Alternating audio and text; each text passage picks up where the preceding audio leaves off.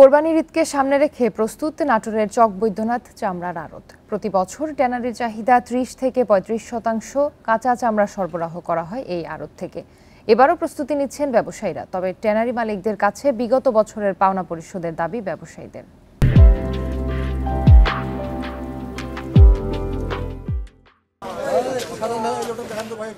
দেশের দ্বিতীয় বৃহত্তম কাঁচা চামড়ার বাজার নাটোরের চক বৈদ্যনাথের আড়ত। কোরবানির ঈদকে সামনে রেখে ব্যবসা প্রতিষ্ঠান মেরামত ও পরিষ্কার পরিচ্ছন্নতার কাজ করছেন ব্যবসায়ীরা।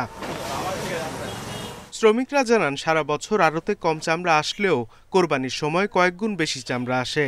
চামড়া যত তাড়াতাড়ি আমাদের আড়তে আসবে, আমরা তত তাড়াতাড়ি এই চামড়াকে প্রক্রিয়াজাত করতে পারবো। সারা বছর যে তুলনা কাজ হয় ওই তুলনার থেকে 3 গুণ বেশি কাজ হয় কুরবানিতে। লবণের দাম সহনীয় আছে জানিয়েছে আড়তদাররা। জানান, চামড়া সরবরাহ ঠিক থাকলে এবছর লাভ থাকবে। তবে রাজধানীর ট্যানারি মালিকরা এখনো তাদের পাওনা পরিশোধ করেননি। এবছর তাই নগদ টাকায় লেনদেন করতে চান।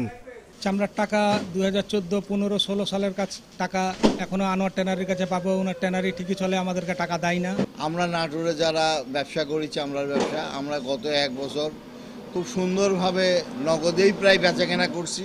সামান্য কিছু বাকি লেনদেন আছে, যেটা লেনদেন আছে এটা আমরা সময়ের আগেই ইনশাল্লাহ পেয়ে যাব। এবছরও ব্যবসার পরিবেশ ঠিক রাখতে নানা উদ্যোগ নেওয়ার কথা জানিয়েছে জেলা প্রশাসক। এমনভাবে একটি ব্যবসায়িক পরিস্থিতি সৃষ্টি করব এবং ব্যবসায়িক পরিবেশ সৃষ্টি করব যে আমাদের এখানে কাঁচা চামড়াটি আশেপাশের জেলা থেকে এখানে আসে, ভালোভাবে সংরক্ষণ হয়, এটির মর্যাদা পায়। গত বছর এই আড়ত থেকে 1.5 লাখ পিস গরু ও 1 লাখ পিস ছাগলের চামড়া ট্যানারিতে পাঠানো হয়েছিল। Independent news.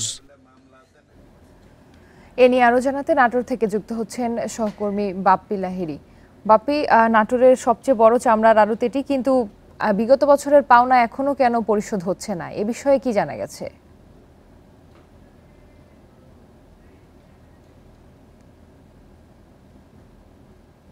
নাটোর এই চামড়ার আড়তটা দেশের দ্বিতীয় বৃহত্তম চামড়ার আড়ত। এখানে কিন্তু জেলার প্রায় 35 থেকে 40টি জেলা থেকে কিন্তু চামড়া এখানে নিয়ে আসা হয়। এখান থেকে আড়তটা নেয়। আসলে গত 2014-13 সাল থেকে 16 সাল ব্যবসায়ীদের টাকা ট্যানারি মালিকদের যখন মানাগুলো এখনো পর্যন্ত হয়, তারপর পরবর্তী সময় দিয়ে কিন্তু আসলে 17 জেলা থেকে যে টাকাগুলো, সেই টাকাগুলো অধিকাংশ টাকায় নগদে বিক্রি হয়েছে বলে এক্ষেত্রে ব্যবসায়ী জানিয়েছে।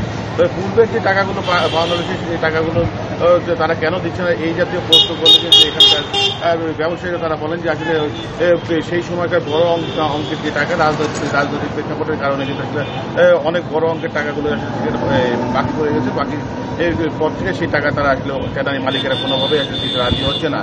তবে এইবার কিন্তু আসলে ট্যানারি মালিকরা যে বকেয়া টাকা রয়েছে সেই টাকাগুলো কিছুটা পরিমাণে পরিশোধ করবেন। এই টাকাগুলো এখানকার নাটোরের যে চামড়া রয়েছে সেই ব্যবসায়ীরা সেই টাকাগুলো পরিশোধ করে দাঁড়িয়ে থাকবে, এইবারকার ব্যবসা কিন্তু আরো ভালো করবেন বলে এখানকার ব্যবসায়ী মনে করেন। সব মিলিয়ে কিন্তু আসলে নাটোরের যে চামড়ার ব্যবসা, এই ব্যবসা ঢাকার যে ট্যানারি মালিক তাদের উপরে